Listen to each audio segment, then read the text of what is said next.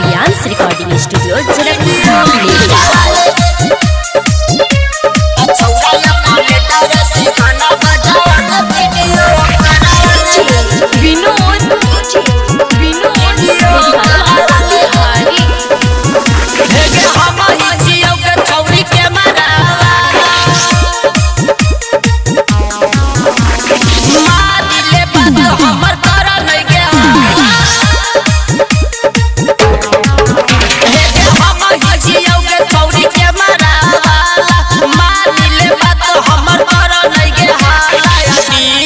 छौरी के कमर हिलाले वीडियो करवाले छौरा या पलेटर से गाना बजावाले वीडियो करवाले अपना जवानिया के जलवा दिखाते वीडियो करवाले।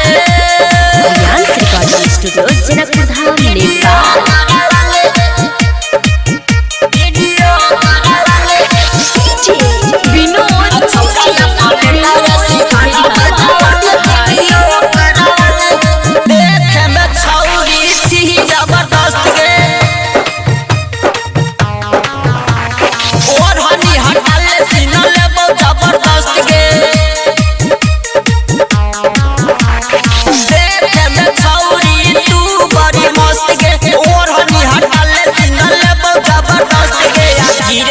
लहंगा के ऊपर उठाले वीडियो करवाले छौरा या पलेटर से गाना बजावाले वीडियो करवाले अपना जवानिया के जलवा दिखाते video करवाले। रियांस recording studio Janakpur Dham Nepal.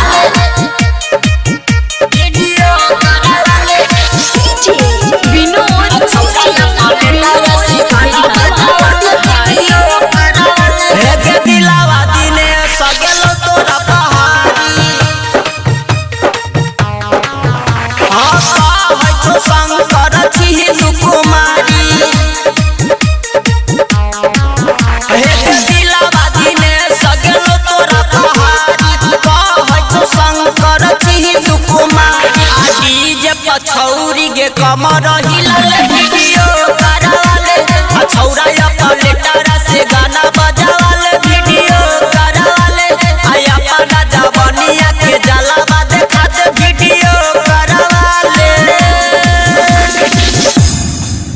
रियांस recording studio Janakpur Dham Nepal.